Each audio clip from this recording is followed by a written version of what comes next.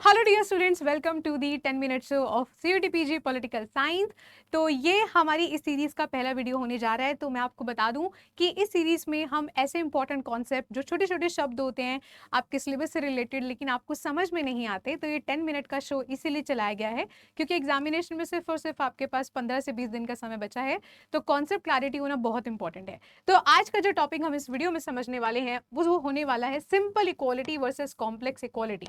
तो क्योंकि ये पहला वीडियो है सॉरी तो क्योंकि ये पहला वीडियो है तो आप लोग इस वीडियो के बाद बता भी सकते हो कि आपको ये कॉन्सेप्ट वाला जो सीरीज है कैसा लग रहा है और नेक्स्ट टॉपिक आप कौन सा करना चाहते हो। तो चलिए शुरुआत करते हैं simple equality versus complex equality के बारे में। मैम, इक्वालिटी क्या होता है ये तो हमें पता है, लेकिन सिंपल वर्सेस कॉम्प्लेक्स के अंदर क्या डिफरेंस है, तो चलिए जानते हैं इसके बारे में। तो सिंपल वर्सेस कॉम्प्लेक्स में हम एक एक करके दोनों के बारे में समझेंगे। सबसे पहले हम यहाँ पे शुरुआत करने जा रहे हैं सिंपल इक्वालिटी के साथ। तो सिंपल इक्वालिटी का मतलब होता है कि जो भी डिस्ट्रीब्यूशन आपको करना है वो सारा सेम लेवल यानी कि सेम प्रिंसिपल के साथ होगा।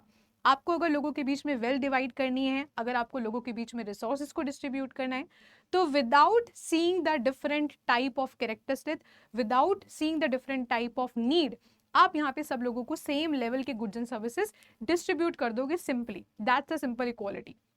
जैसे कि equality can also mean giving the everyone the same resources regardless of their actual need. चाहे कोई अमीर है चाहे कोई गरीब है, रिसोर्सेज का डिस्ट्रीब्यूशन यहाँ पे सेम लेवल से होगा। फॉर एग्जाम्पल, आपने एक ऊपर चढ़ने के लिए जो लैडर है वो सबको सेम समान की दी, यानी कि सेम हाइट की दी, irrespective of their own height या देयर ओन कैपेबिलिटी। आपने सबको चढ़ने के लिए क्या दे दी, सेम तरीके की क्या दे दी, यहाँ पे लैडर दे दी, to pick the mangoes at the top of a tree.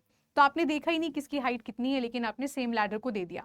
आगे हम बात करते हैं कॉम्प्लेक्स इक्वालिटी। तो कॉम्प्लेक्स इक्वालिटी दी गई है इनके द्वारा, जो आप मेरे लेफ्ट हैंड साइड पर देख रहे हैं, इनका नाम है माइकल वॉल्जर।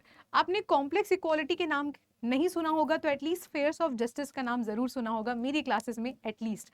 तो स्फीयर्स ऑफ जस्टिस इनकी किताब का नाम है, जिसमें ये बोलते हैं कि इस पर्टिकुलर टाइप के सेम प्रिंसिपल हर जगह लगा करके आप इक्वालिटी को इंश्योर नहीं करा सकते। सोसाइटी में डिफरेंट तरीके के स्फेयर्स होते हैं और हर एक स्फेयर में रहने वाली नीड्स अलग अलग होती हैं। उन नीड्स को अलग से एड्रेस करना पड़ता है और अलग से प्रिंसिपल्स बनाने पड़ते हैं। तो ये बोलते हैं कि यहाँ पे डिफरेंट तरीके के स्फेयर होते हैं, जैसे कि सोशल लाइफ है, इकोनॉमिक लाइफ है। हर तरीके के जो गुड्स हैं वो सेम तरीके से डिवाइड नहीं हो सकते, डिस्ट्रीब्यूट नहीं हो सकते हैं। तो ये कहते हैं कि डिस्ट्रीब्यूशन जो होना चाहिए वो स्पेसिफिक सोशल नीड्स को देखते हुए होनी चाहिए। जैसे कि जो इनकी ऑफिशियल डेफिनेशन है, no social good X should be distributed to men and women who possesses some other good y merely because they possesses y without regard to the meaning of x। ये बिल्कुल वही है जो मैंने आपको समझाया है, बस थोड़ा कॉम्प्लेक्स भाषा में लिखा हुआ है। अभी दोनों का डिफरेंस हम थोड़ा और अच्छे से समझेंगे। ये जो मेरे पीछे आप एक डायग्राम देख रहे हो, यहाँ पे हर किसी को सेम अमाउंट ऑफ मनी दे दिया गया है, लेकिन ये नहीं देखा कि जो अमीर था उसको और पैसे की जरूरत नहीं थी, उसको कंसेशन इन द फीस की जरूरत नहीं थी, वो अफोर्ड कर सकता था। फिर भी आपने सबको सेम तरीके से जो भी बेनिफिट देने थे, रिसोर्सेज देने थे, वो दे दिए। यहाँ पर ये कह रहा है कि हेल्थ केयर में आपको देखना है कि किसको ज्यादा नीड है, किसके लिए फ्री करवानी है। एजुकेशन में देखना है कि मेरिट के बेसिस पे, प्लस कौन अफोर्ड नहीं कर पा रहा। मार्केट में आप देखोगे रूल इकोनॉमी, और यहाँ पे मतलब डिफरेंट तरीके के स्फेयर्स यहाँ पे के तरीके से एग्जाम्पल बना रखा है। माइकल वॉल्जर ये समझाने की कोशिश कर रहा है कि सोसाइटी में डिफरेंट स्फेयर होते हैं और हर एक स्फेयर के लिए सेट ऑफ प्रिंसिपल्स भी अलग अलग होने चाहिए। यहाँ पे एग्जाम्पल लिखा हुआ है सिंपल इक्वालिटी का। मान लो कि यहाँ पे आपने given students in need in a laptop hotspot instead of every student. तो यहाँ पे आपने क्या कर दिया, फंड एलोकेट कर दिए to only give students in need a laptop and a hotspot instead of every student and prohibiting discrimination against anyone on the basis of caste, colour, creed. मतलब यहाँ पे कोई भी स्पेशल एड्रेस आपने किसी को नहीं किया है, जो भी चीज आ रही है वो सभी चीजों के लिए आ रही है, सभी लोगों के लिए आ रही है। However, यहाँ पे देखा गया कि जो क्राइटेरिया है distribution of wages in a company can't be applied to the distribution of rights and duties in the society. वो कहते हैं कि मान लो आपने सोसाइटी में, मतलब एक कंपनी में वेजेस को कैसे डिस्ट्रीब्यूट करना है, इसके लिए एक फॉर्मूला बनाया, लेकिन क्या सेम फॉर्मूला समाज में राइट्स और ड्यूटीज को डिस्ट्रीब्यूट करने के लिए हो सकता है? नहीं हो सकता, क्योंकि दोनों अलग अलग स्फेयर हैं और दोनों की नीड्स अलग अलग हैं। तो इसीलिए health and longevity would not be the same good in a different society. Different society, different sphere, different principle होने चाहिए। तो यहाँ पे एक एग्जाम्पल भी लिखा हुआ है बिल्कुल सिंपल वाला। जैसे कि यहाँ पे गवर्नमेंट ने 500 रुपये मंथली डिस्ट्रीब्यूट कर दिया हर एक सिटीजन को, देखा ही नहीं कौन अमीर है कौन गरीब है, किसको जरूरत है किसको नहीं है। एग्जाम्पल 2 में क्लासरूम में टीचर ने सेम नंबर ऑफ बुक दे दी हर एक बच्चे को, irregardless of their level of understanding, यानी कि एक स्टैंडर्ड बुक उन्होंने सबको दे दी। उन्होंने यही नहीं देखा कि कुछ बच्चों के बेसिक्स बिल्कुल क्लियर नहीं है, उन्हें कुछ और किताब या कुछ और चीजें सजेस्ट करनी चाहिए इस बुक पे आने से पहले, है ना। तो यहाँ पे सेम बुक आपने सबको दे दी।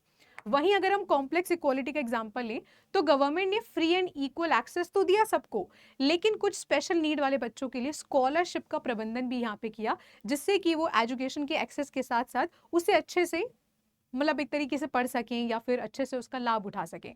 वहीं यहाँ पे सोसाइटी में इंडिविजुअल एक्सपेंसिव कार्स को ओन कर सकते हैं, तो ऑब्वियसली वो नॉर्मल फी को भी यहाँ पे जो है अफोर्ड कर सकते हैं। So wealth does not give them undue influence in the democratic processes. तो आउटकम क्या होगा, economic inequality is acknowledge but prevented from affecting the political equality as well, यानी कि पॉलिटिकल स्फेयर अलग था और इकोनॉमिक स्फेयर अलग था। तो आई होप सो कि बेसिक से जो डिफरेंशिएशन है आपको समझ में आए होंगे। जो मैंने अभी तक आपको पढ़ाया वो सारा यहाँ पे टेबल में लिखा हुआ है कि कैसे यहाँ पे प्रिवेंट किया जाता है one person from having all the special goods, and यहाँ पे प्रिवेंट किया जाता है success in one sphere from leaking into the others, यानी कि हर एक स्फेयर को यहाँ पे डिफरेंट तरीके से ट्रीट किया जाता है। यहाँ पे everyone gets an equal share of that particular dominant good, और यहाँ पे need, merit, free exchange, different तरीके के स्फेयर्स को स्टडी करके आप चीज़ों का डिस्ट्रीब्यूशन करते हो। तो आप इस टेबल को पढ़ सकते हो, बहुत ही सिंपल तरीके से लिखा है जो भी मैंने आपको पढ़ाया। So now it's time for the practice. कुछ एक दो क्वेश्चंस मैं आपको दिखाती हूँ कि कैसे आप इसको अटेम्प्ट कर सकते हो ताकि आपको समझ में भी आए। सवाल है, which of the following best defines the simple equality. तो equal access to resources in a specific domain and equal treatment of all individual regardless of differences. तो ये कुछ 2-3 होमवर्क क्वेश्चंस आपके लिए देके जाऊंगी। तो ये आपका क्वेश्चन नंबर 1 होने वाला है, जिसका आंसर आप लोगों को मुझे वीडियो को समझने के और देखने के बाद देना है। उसके बाद में आपको क्वेश्चन नंबर 2 दिखा देती हूँ। क्वेश्चन नंबर 2 होने वाला है कि what is the complex equality theorized by the Michael Walzer. आप इनके आंसर तभी कर पाओगे जब आपको कॉन्सेप्ट जो मैंने समझाया है वो समझ आ गया होगा, और आपके आंसर्स को देखकर मुझे पता चलेगा कि आपको कॉन्सेप्ट समझ आ गया या फिर नहीं। क्वेश्चन नंबर 3 होने वाला है, how does simple equality differ from the complex equality. ठीक है, तो ये तीन क्वेश्चन, एक और भी है what is the criticism of simple equality, इन सब में से। तो ये कुछ 3 से 4 सवाल जो है मैंने आपके होमवर्क के लिए यहाँ पे रखे हैं, एंड आई होप सो कि आपको 10 मिनट्स तो अच्छा लगा होगा। तो अगर आपको कोई और नई टर्म चाहिए तो आप नीचे कमेंट में बता सकते हैं। प्लस यहाँ पे हमारे नए कोर्सेज आ चुके हैं, ये एमसीक्यू ड्रिवन बैच होने वाला है, प्लस इसमें थ्योरेटिकली पूरे बैच का एक्सेस भी है। बाकी आपके लिए कौन सा बेस्ट रहेगा, बेस्ट अफोर्डेबल प्राइस कैसे मिलेगा, उन सारी जानकारी के लिए आप मुझे अपना नेम, कॉन्टैक्ट नंबर और अपना सब्जेक्ट नंबर, मतलब subject name political science, share कर सकते हो।